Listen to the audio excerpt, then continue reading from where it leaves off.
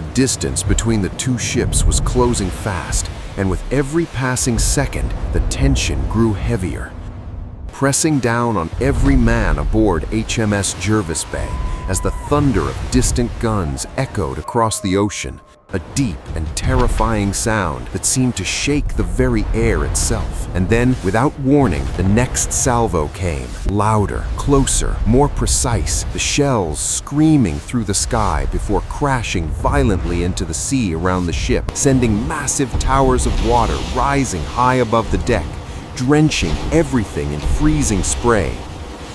And in that moment, every man understood that the enemy had found their range. "Hold steady," the order came, calm but firm, even as death closed in from every direction, and the gunners prepared their weapons, knowing full well that their small guns could barely reach the enemy, but still they worked with speed and discipline, loading shells, adjusting angles, waiting for the command that would allow them to fire back, not because it would destroy the enemy, but because it would keep them focused, keep them engaged, keep them from turning their full attention toward the escaping convoy hidden behind the wall of smoke. Far across the dark water, Admiral Scheer adjusted its course slightly, its massive guns now perfectly aligned, its crew experienced and efficient, each man performing his role with deadly precision. And when the next command was given, the ship unleashed another devastating salvo, the roar so powerful it seemed to tear through the night itself. And this time, the shells did not fall short. They hit. The impact was catastrophic, a violent explosion tearing through the upper structure of Jervis Bay, sending shards of metal, wood, and fire flying in every direction. The bridge shattering under the force as flames erupted instantly, smoke pouring into the air, and for a brief moment, everything became chaos. Men thrown from their positions, the ship trembling under the shock, alarms ringing, voices shouting through the confusion as the reality of the battle became brutally clear. Captain Fegen was thrown to the ground, the world spinning around him as pain surged through his body, sharp and overwhelming. And as he tried to push himself up, he realized something was terribly wrong. His arm was gone, torn away in the blast, and yet even in that moment, even as blood flowed and the pain threatened to consume him, he did not stop. He did not give in. Instead, he forced himself to stand, gripping on to another sailor for support, his mind focused on one thing and one thing only, the mission. The ship was burning now. Flames spread rapidly across the deck, smoke thick and choking, turning the air into something almost impossible to breathe. And yet the crew did not abandon their posts. They moved through the chaos with determination.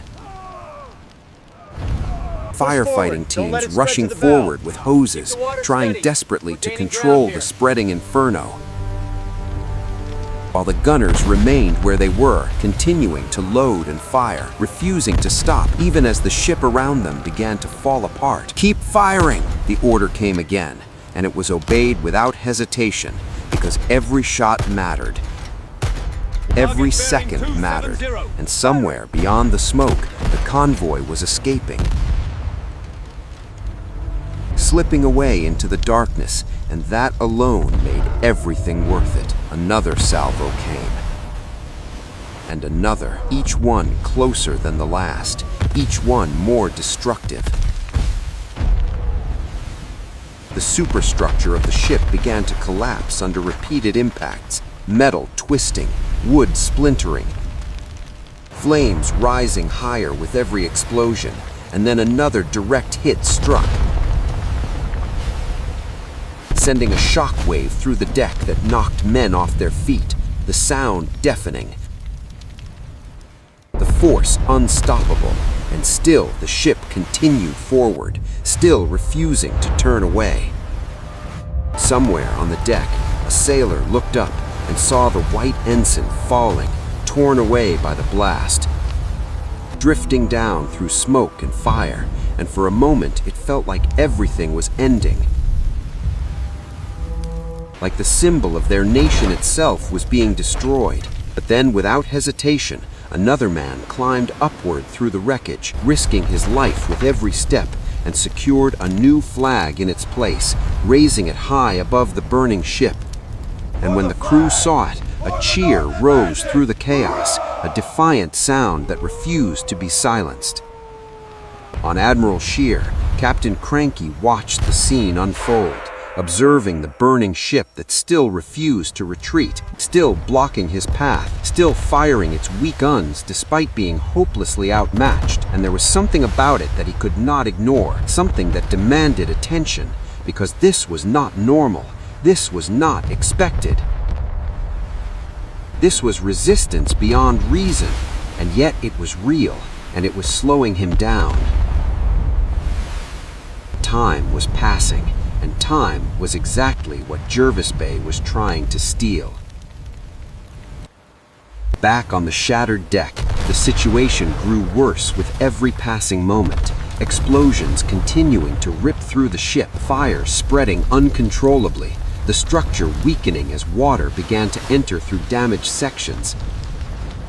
And still, Captain Fegen pushed forward, his body barely holding together as he made his way toward the rear control position, knowing that if he could just reach it, he might still be able to steer the ship, still be able to keep it between the enemy and the convoy, still be able to buy a little more time. Around him, men continued to fight, some injured, some exhausted, but none willing to give up because they understood what was at stake. They understood that their survival was no longer the priority. The convoy was, and as long as they could keep the enemy focused on them, as long as they could remain a threat, no matter how small, they were doing their duty.